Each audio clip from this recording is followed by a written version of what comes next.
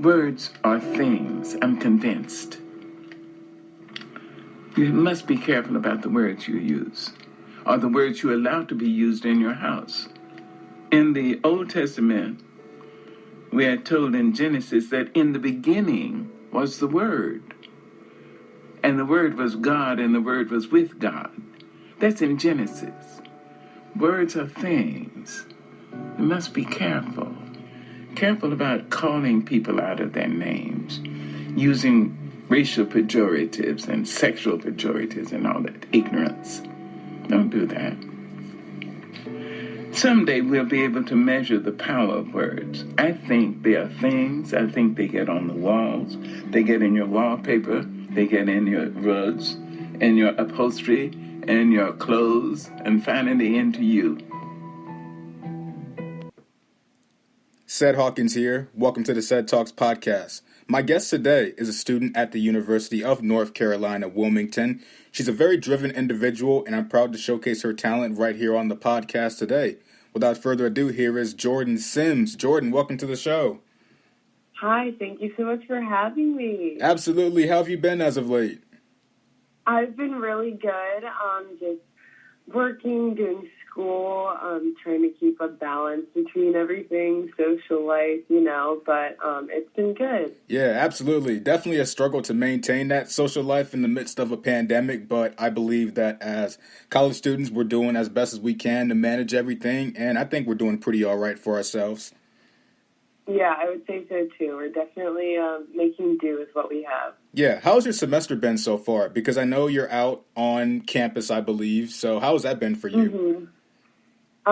Well, where I live is right off of campus, and so it's been kind of hard because all of my classes are online. I don't have any in-person classes this semester. My classes are all asynchronous, so it's been kind of hard having to make my own schedule as opposed to having like a scheduled Zoom meeting here or like on this day. So that's been kind of challenging, but other than that, I mean, my roommates and my friends here are great. We pretty much just do everything together, make dinner at the end of the night. So it's been really good. We've been getting by. Yeah, that's what it's all about, having that solidarity and having, just a group of community of like-minded people to be there for you and uplift you and just work with you at the same time. Yeah. Yeah. How has the online aspect been for you? Because I know some people struggle with being online. They'd rather be doing it in person. Do you prefer doing it online? No way. I would so much prefer to do my classes in person because I like to separate like my school and like my home life. When we were doing classes on campus, I would rarely ever bring like my homework back home or anything like that. I would try to just do my classes on campus, do my homework and stuff at the library, and then just have like my home space to like relax and do what I want. But it's been hard having to do everything within like the walls of like my house. So going to class, taking tests, studying notes, and then, just regular day-to-day stuff. So it's been kind of hectic because I don't like, bringing like school and work home, but I guess I've been adjusting all right as best as I can, so.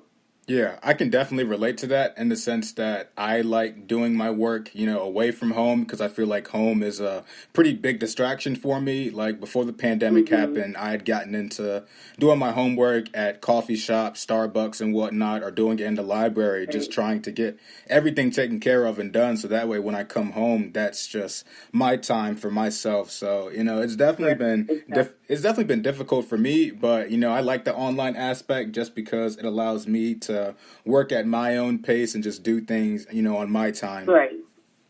Yeah, that's true. Yeah, absolutely. When the pandemic first happened back in March, how did that, affect you? Well, it was kind of hard for me because where I live now, like home with my mom in North Carolina, I moved there after I graduated high school, so I didn't really get the chance to like meet anyone around me. So I don't really have like any like established friends or anyone like that there because right after I moved there, I just came to college.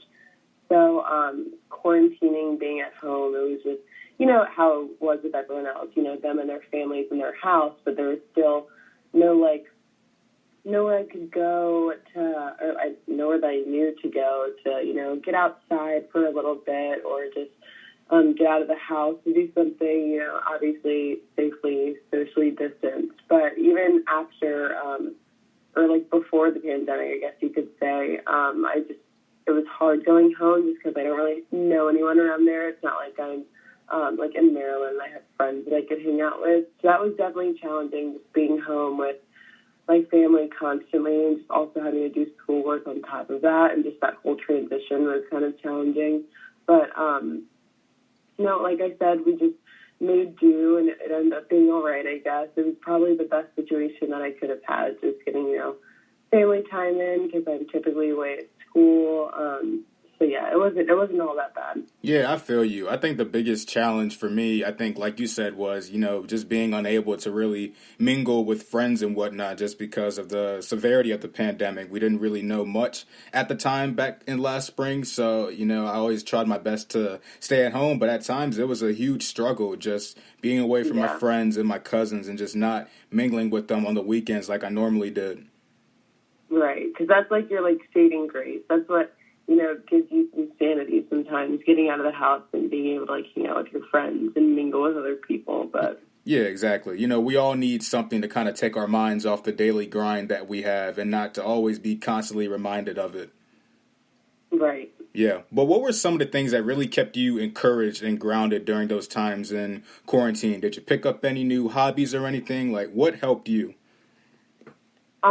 Let's see. I started reading a lot again. I used to be like a big avid reader. I would read so frequently. I always like had a book on me, but just when school started to pick up, I started to take heavier like courses, and I didn't really have so much time to do that anymore.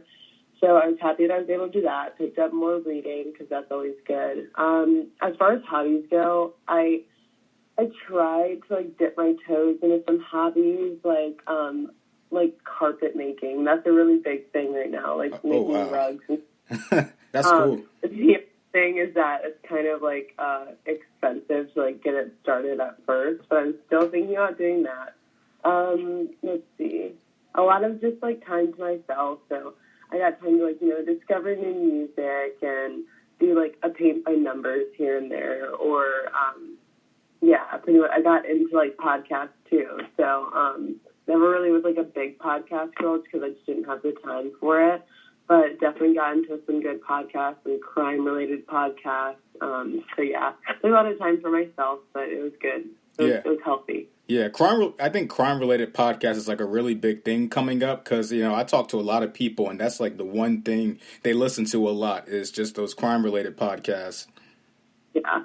Yeah, I'd say one hobby I picked up on was definitely reading. I wasn't really a big reader in high school, but, you know, as soon as I got to college, it just turned into something that I really loved a lot. And so now I really like to take the time to do that.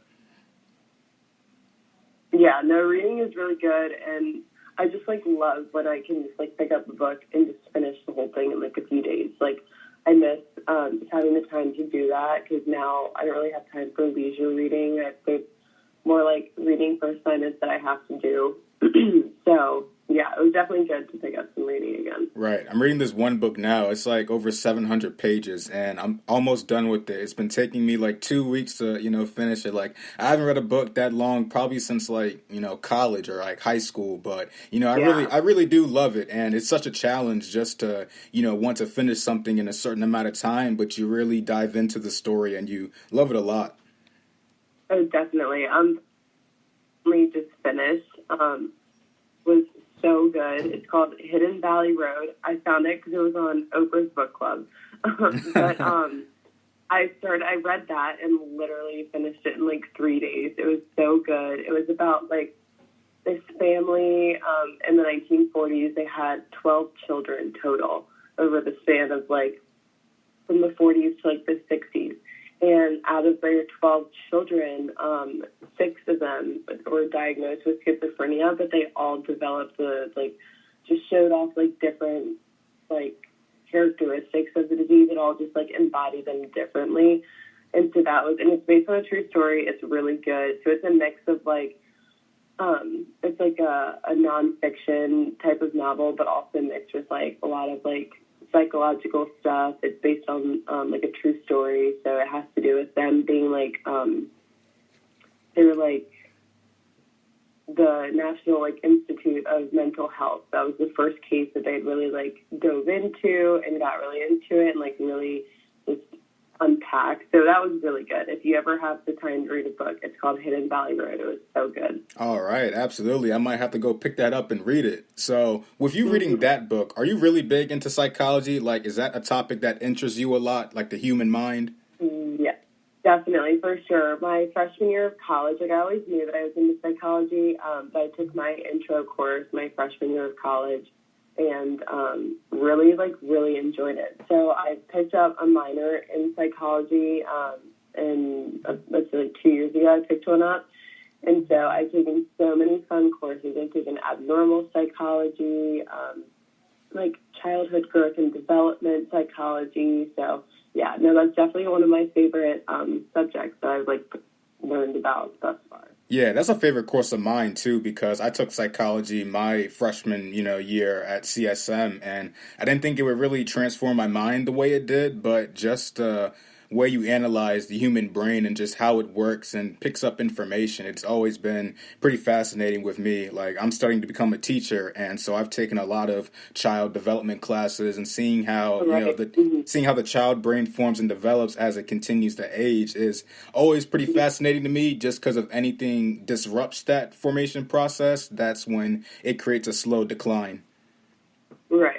No, yeah, it's definitely cool to see, and like I know all of my psychology teachers are always telling people, don't like self-diagnose or don't diagnose others, but it's also just fun to just learn more about it and I guess know more than like the average person knows about psychology. But no, yeah, very interesting. Yeah, exactly. So, before we shift gears off of the pandemic, my last question would be I'm sure there's a lot of listeners right now kind of going through it at the moment, because we're still in this pandemic. If you could offer, a piece of advice to anyone just going through it, what would you say to that individual? Well, this has been definitely a struggle of my own for a while, but and I know it sounds just like so cliche, but definitely just like take time for yourself. Just like always prioritize like you and your mental health above like everything else. Like, for example, like the other day, I was so overwhelmed. It just seems like I finished my list of things that I have to do, and then at the end of the day, there's still things that I forgot. There's still deadlines that I still have to make. And instead of cramming all of my work into that day just to get it done by the deadline, I just took some time to myself. I stepped away from my work. I took a nice shower, and I just finished the day out. I went to bed early, and I woke up the next day, well rested and ready to, kind of tackle all the other things that I had to do.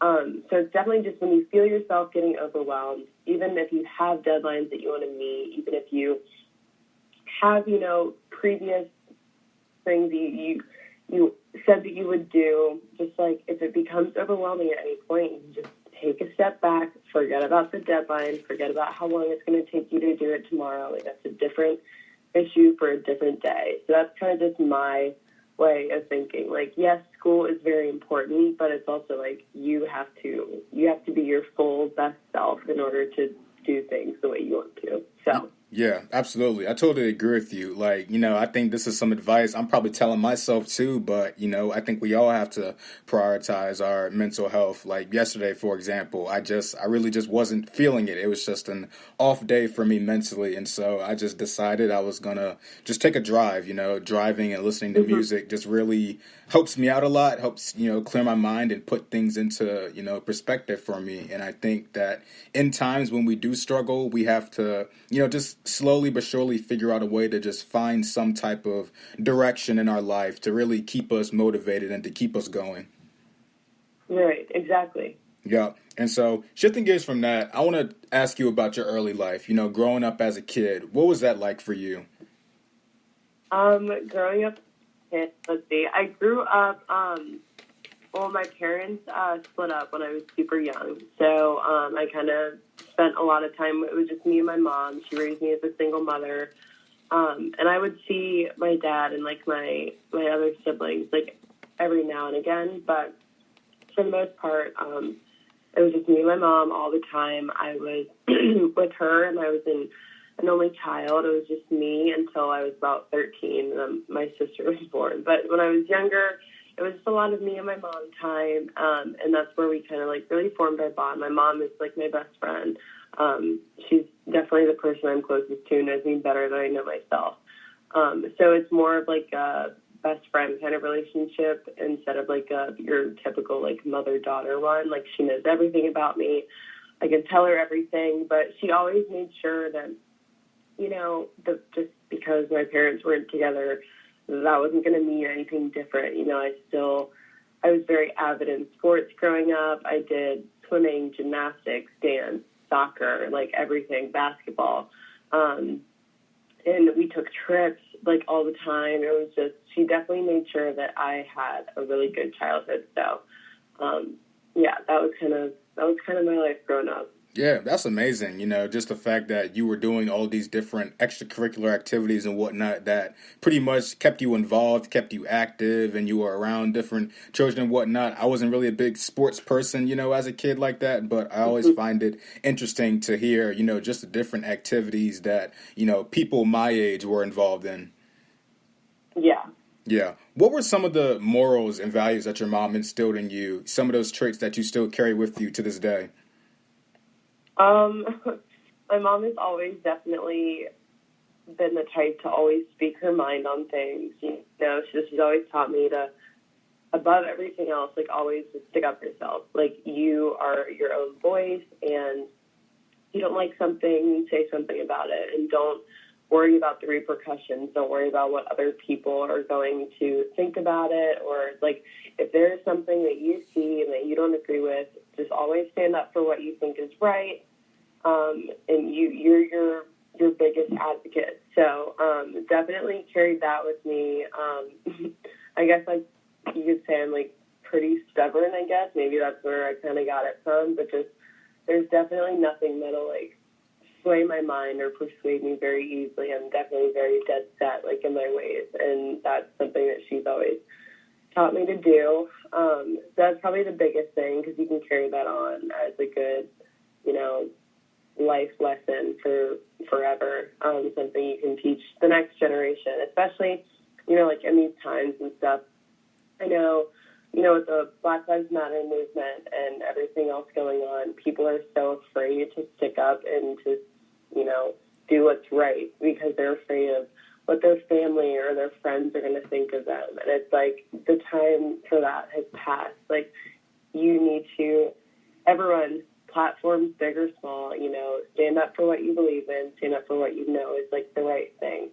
So, yeah. Right, absolutely. I think we do need to be more advocates and advocate more for ourselves, and, you know, like you said, stick up for what we believe in, and, you know, stick up for what is wrong in this world. You know, I think you're absolutely right in that the time to be, you know, passive about certain issues and certain things are over with. I feel like that was a certain thing in past generations where we just swept stuff under the rug and we gave people a pass or a little slap on the wrist for certain types of, you know, things that they said or certain issues that nobody Right. felt like discussing. And I feel like now more than ever, I think because of the pandemic and everybody is in quarantine now we have people really, you know, sticking up for what is right, advocating for more, you know, rights and equality for Black lives and other minority and ethnic groups. So I think now is more than ever to establish that common ground and just stick up for what's right.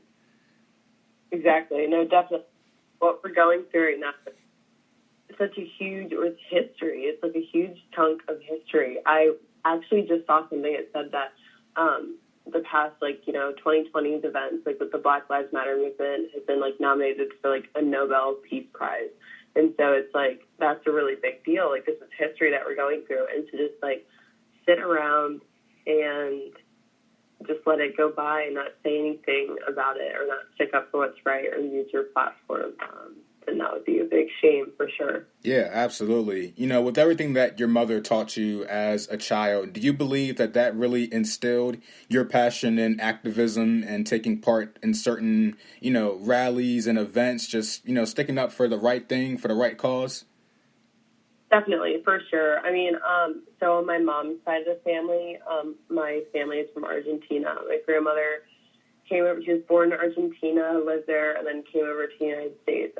So I kind of got just like, not really firsthand, but I definitely know more than the average person about how hard it is to create a better life for yourself and your family. There's just the process to gain like citizenship in this country, and just how awfully people are treated and discriminated against from people who are not, like, we're not natives of this country. They just made it that way. So on my mom's side, I have that.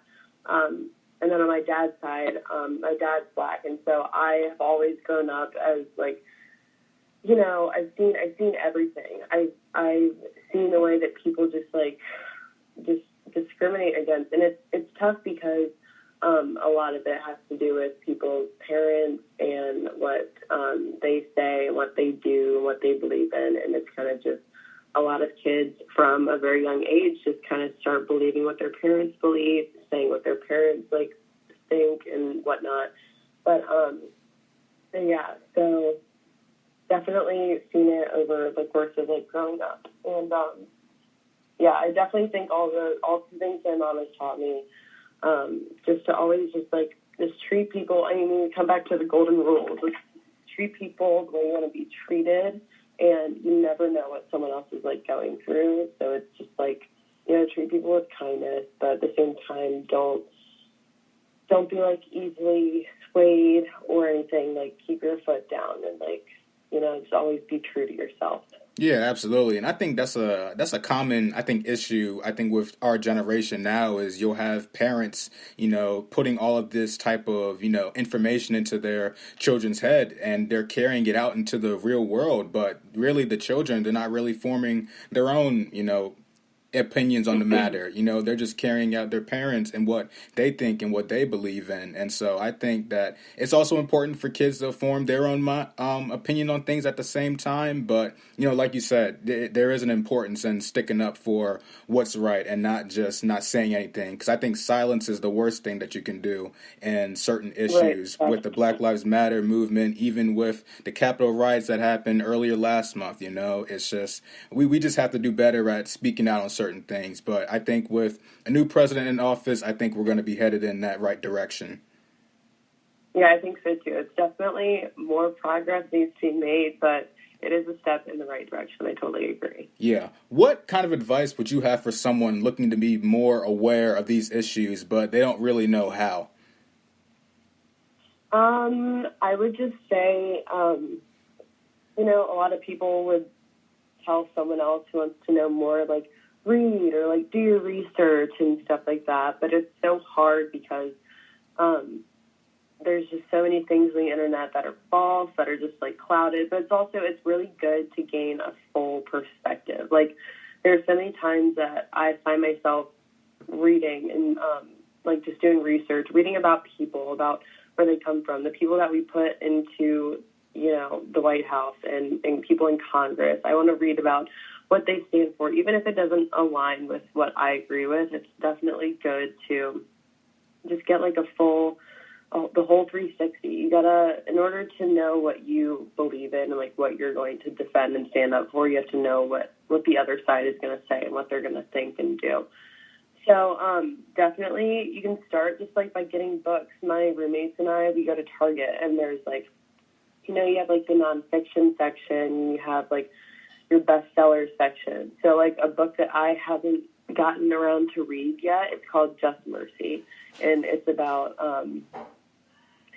this lawyer, and he was, you know, wrongly condemned and all this other stuff. And it's my roommate started reading this book called The New Jim Crow Era, and so it's just start small, just by reading.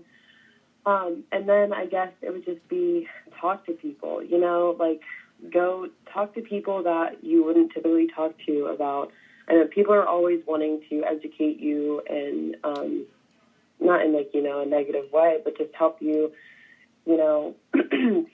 form these opinions and just read, talk to people, just take a step outside of your comfort zone and don't always look for comfort in things that you're familiar with.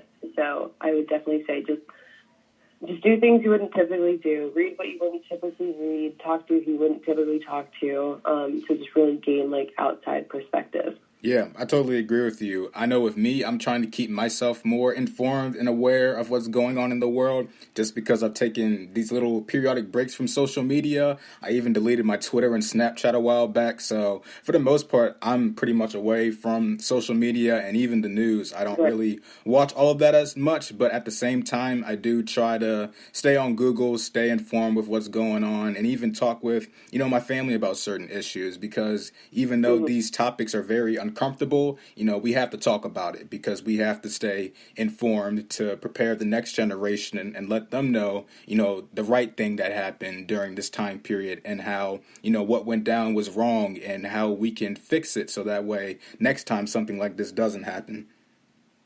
Exactly. No, I totally agree. Yep. All right. We're going to take a small break, but when we come back, me and Jordan are going to talk about her time at Huntingtown High and the importance of prioritizing your needs. So stick around and we'll be right back. All right, and we're back now with the CedTalks Podcast. Jordan, I got to ask you, how was your time at Huntingtown High? Because we went to school together, but we were in different social groups. But how would you describe your time there? My time there at high school, Huntingtown High, every high school, it has its ups and its downs. For the most part, I would say I enjoyed it. The friends that I made there are still friends that I am very close with to this day.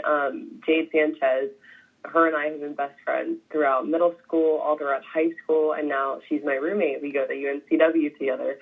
So, and same thing with Lexi Redding. Lexi and I became very good friends, my senior year, and now we're all here at UNCW together. So I definitely created lifelong friendships and relationships.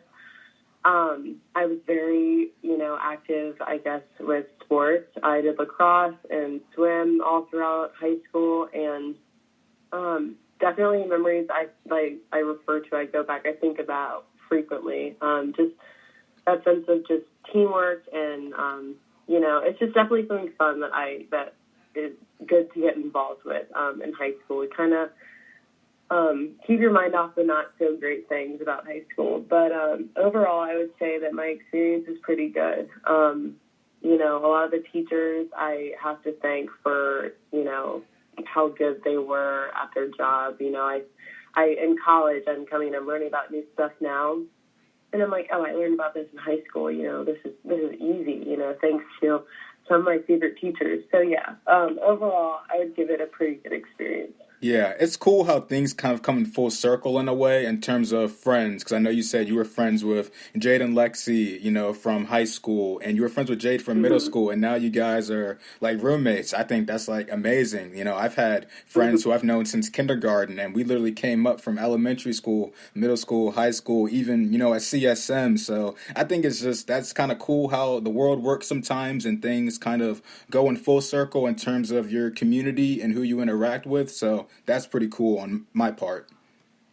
Yeah, no, for sure. Yeah. With you balancing sports on top of academics, how did you kind of prioritize all of those things and put them into, different categories?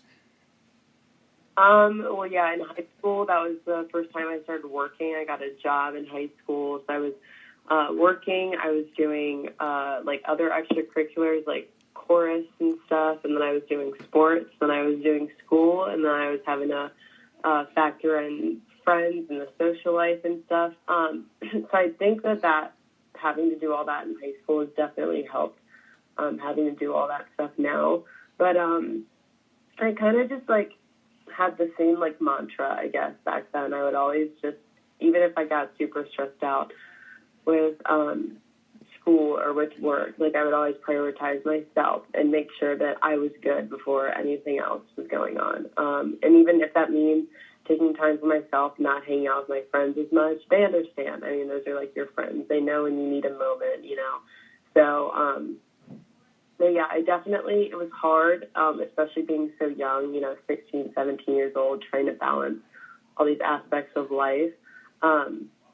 I kind of just live by the same thing I do now. If it just gets a little bit overwhelming, I just prioritize and I just say, what do I need the most right now? I need to focus on this right now. And so I'm just going to do it, you know? Yeah, it's definitely important to prioritize your needs. I would say around that time period, 16, 17-year-old me wasn't really the best at prioritizing my mental health as much. I always felt like I had to be, you know, on the go constantly. But I think I always just tried to model myself after the men in my life. But, you know, it never really, you know, clicked or worked out for me. But, you know, once I got to college and I realized just how, you know, important my mental health is, given everything that I'm juggling and balancing, you know, it made things more easier when I allowed that time to take for myself, to take a day off and just relax or, you know, just do nothing. I think mental health is a huge thing, you know, that should be prioritized in this world. And I think with our generation, it will be prioritized. No, definitely, for sure. Especially after this past year, I think, you know, being in, like, quarantine and in the middle of this pandemic, like, I hope that if there's one thing that people would take out of this is just the fact that, you know, we never know what's going to go on, like, in the world. Like, it's just full of surprises. Who would have thought that this would be the reality that we're, like, living in right now? So it's just definitely important to just see what is really necessary. Like, I think yourself, you just have to really focus on yourself, your relationships and your friendships, just, you know, building close bonds, because at the end of the day, that's all that you really have, you know, and everything else goes to, you know, complete crap. And it's definitely important to focus on what really matters at the end of the day. So. Yeah, absolutely. I know you remember middle school, high school, we always got agenda books. And with those agenda books, we was always supposed to write down everything that we had to do. That wasn't something that I did. And I didn't really take up scheduling everything that I needed to get done until this past semester back in the fall. When it comes to, you know, scheduling and writing down everything that you have to do, is that something that you do on a day-to-day basis? It is. I do have, like, you know, a weekly, like, agenda planner with me that I write in frequently, but sometimes it overwhelms me seeing what I have to do throughout an entire week, because if I get done whatever I need to get done during that day, and I'm like, okay, well, I have a little bit more time on my hands. Let me do something else to do later this week. And that starts to throw me off, because then I just spin myself out doing that. So I wake up in the morning and I write down in a bulleted list what I have to do just for that day. I don't worry about what to do in 3 days or what deadline is next week. Like, I just take it day by day pretty much. Yeah, pretty much. Like, with me, I always try to schedule out what I have to do the night before, and then I'll just post it on my wall. And then throughout the day, I'll just check off everything that needs to get done. I got my wisdom teeth out like 2 weeks ago, so I haven't really gotten back into the groove of scheduling. But I think starting tonight and then from then on, I'll start to get back into that routine of just mapping out what I really have to do throughout the day, because it provides me structure and it helps keep me focused with what I have to do. So that way I'm not trying to, you know, scramble, just trying to remember all the different things that I have to do when it's right in front of me. Right, definitely. No, but yeah, and it's also important. Don't make it to all that stuff that you have to do that day. Like, that is totally fine. Like, having a day to do nothing or just sitting around and laying in bed, that is very important. Personally, I think days of doing nothing, you're, you know, recharging. So definitely okay if you don't make it to all that stuff. So take all your wisdom teeth time that you possibly can. Don't even worry about it. Yeah, exactly. Like, it was like yesterday, for example, you know, like, I had literally nothing to do, and sometimes I have to just condition and train myself to just be like, do not do anything today. Like, don't worry about anything. Right. And it's such a battle, because you feel like you should be doing something, but all throughout the week you're pretty much expanding your energy, doing everything you possibly can. But I think I'll get to that point where I'll be okay with just resting. Right, yeah. No, I've definitely gotten to that point. Maybe a little bit too much resting, but it's all right. No, it is what it is. Talk to me about your decision to choose University of North Carolina, Wilmington as your school versus attending a school in the state of Maryland. Well, my family was moving to North Carolina. That was kind of like the plan at the beginning of my senior year. So I knew that I had to start looking at schools in North Carolina. But as far as choosing UNCW goes, I was definitely the type of girl who thought, like, getting the full college experience meant, like, going off to some big D1 school with a football team. Like, I had applied to Clemson in South Carolina, and I got in, and I was so excited because, I was going to get my full college experience. And I remember Lexi, she was a junior, I was a senior, and I was going through this entire process with her. And I was just like, I don't want to go to this small, beach school, no football team. What am I going to get out of it? I'm not going to get the full experience. But eventually I just made the most sense to come here. Clemson is, ridiculously expensive per semester. So I was like, let's just help myself out for later on when I have, loans to pay off. Let's just choose a smaller school. If I don't like it, I could always transfer after a year or two. I came here, and I was here for literally 3 months, not even, and I just, fell in love with the area. I fell in love with how quaint and how much smaller it was than, your typical, big college campus.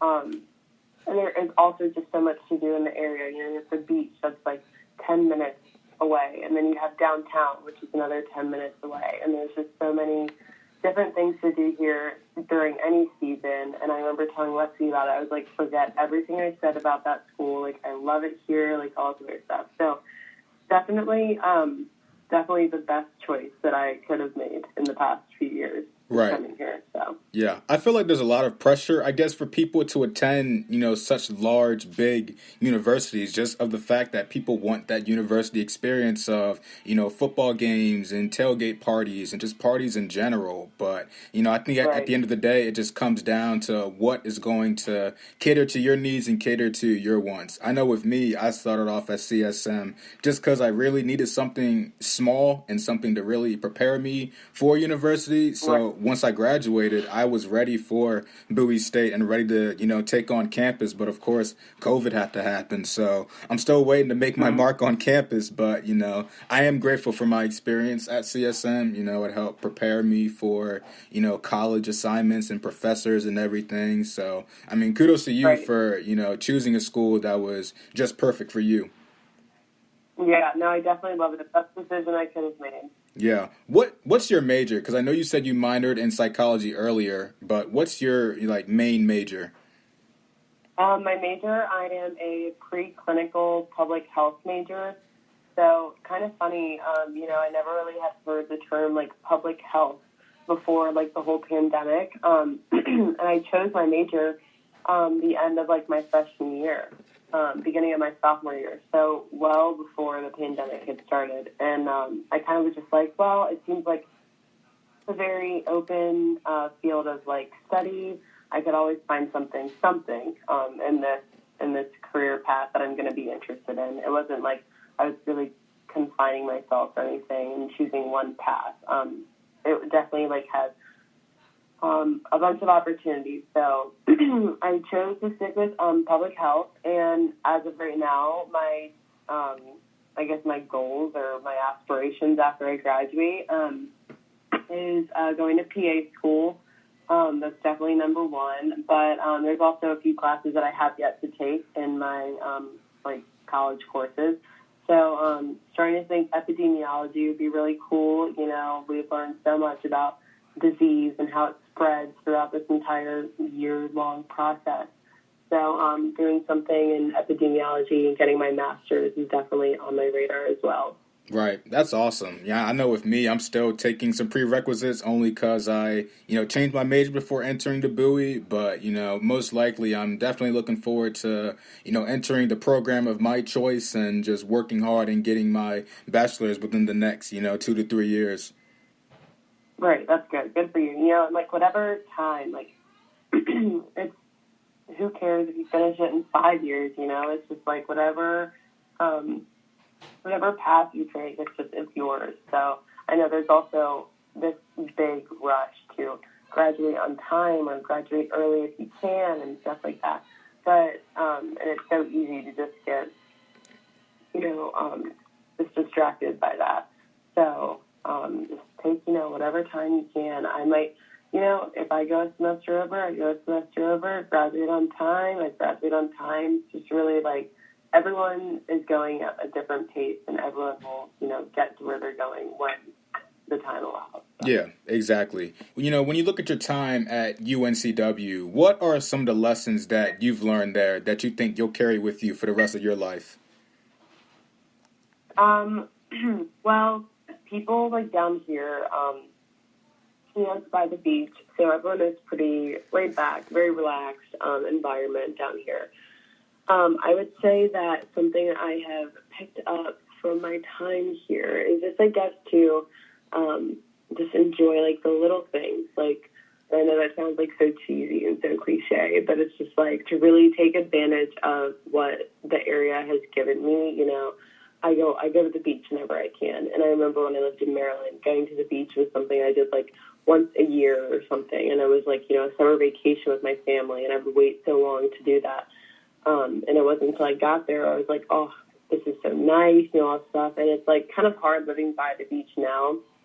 I mean, spending so much time here, it's like you don't want to start to take it for granted. So I just, whenever I want to, I just go to the beach and just enjoy what the area is giving me. And then over the summer, the same thing. I moved to the Outer Banks this past summer, and I worked there for the whole summer. And so the same thing, I'm by a beach, and just the same, it's kind of the same attitude with everyone there. It's just like it's just simple living. They just enjoy what they have, and it's like I've kind of just learned to just do that. Not everything is about making the most money making as much money as you possibly can, or super fancy things. Kind of just like enjoying like just what is just right there in front of you. So.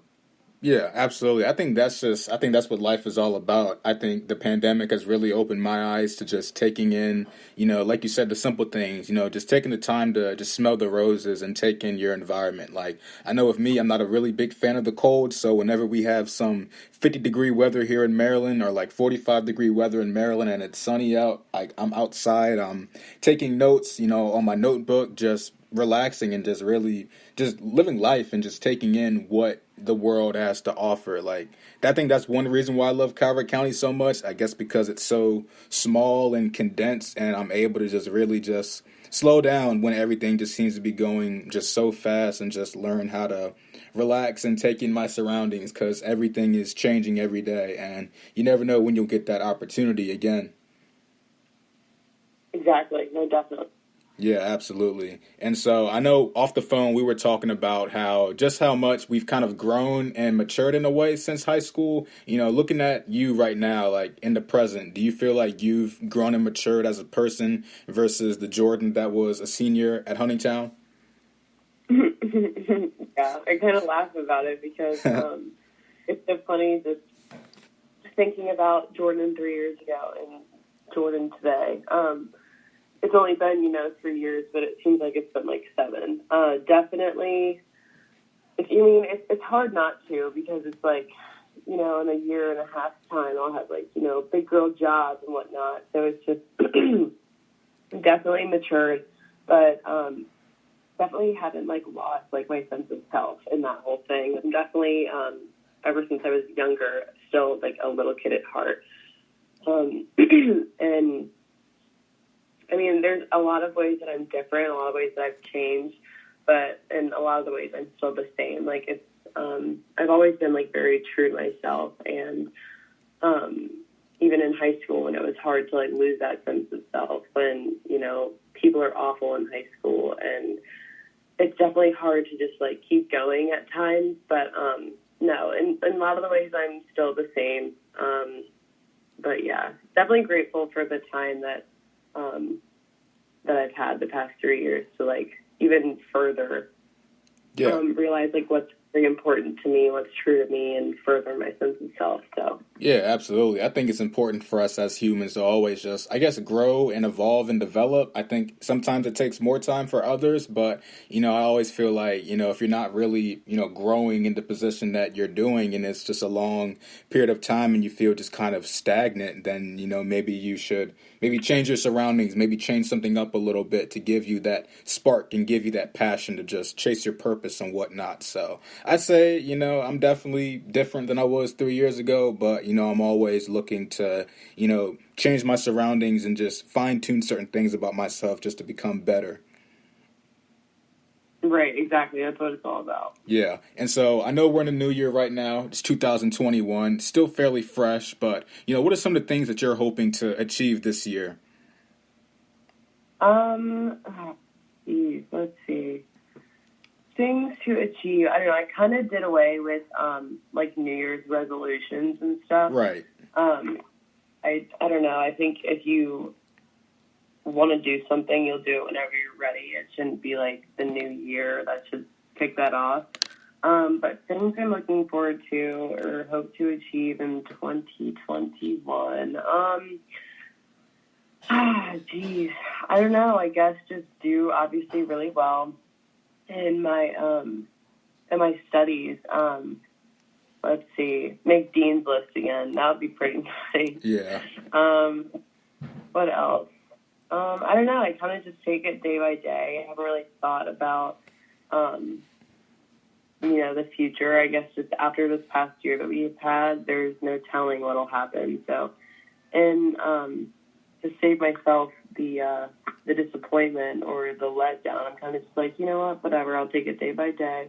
Who knows what's going to happen tomorrow or the next day or the next day. But I guess just overall, just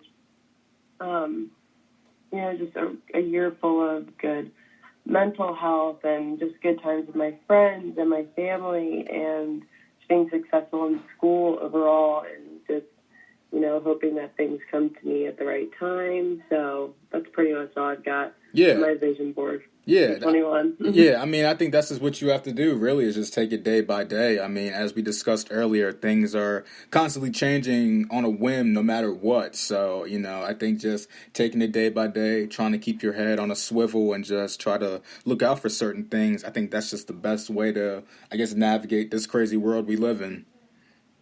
Right, definitely. Yep. And so my final question to you before I go ahead and let you go is, if you could offer a piece of advice to your old self, what would you say to that old Jordan? What would I say to old Jordan? Wow, let's see.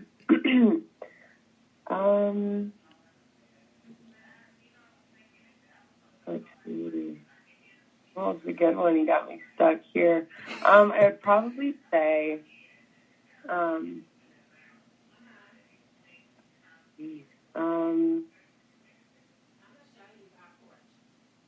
I guess good things will always, find their way to you. I know that my younger self, my senior year, I had moved to North Carolina, right after I graduated high school. So I didn't really have that time over the summer to spend with my friends. And I was just worried about just being by myself all the time, being bored, being lonely after I moved, and just missing out on so much with my friends and stuff. But, now I look at myself now, and here I'm in Wilmington with two of my best friends from high school, and all the people that I've met here have been so amazing. I've met my boyfriend here and all my roommates here, friends that are going to be in my wedding in a few years, or not a few, but down the road. And so I guess just not to worry because, you are a very strong and funny and independent girl, and good things are always going to find their way to you. That's what I would tell my younger self.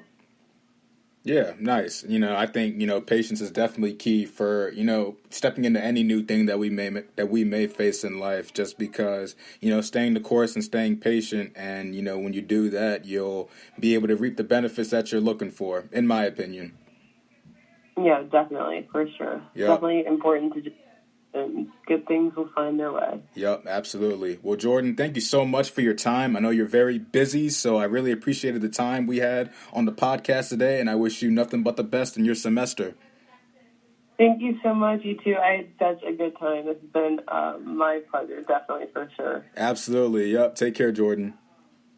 Thank you. Bye-bye. Yep. All right, y'all. This wraps up this edition of the podcast. Stay blessed and stay encouraged as always, and I will see y'all down the road.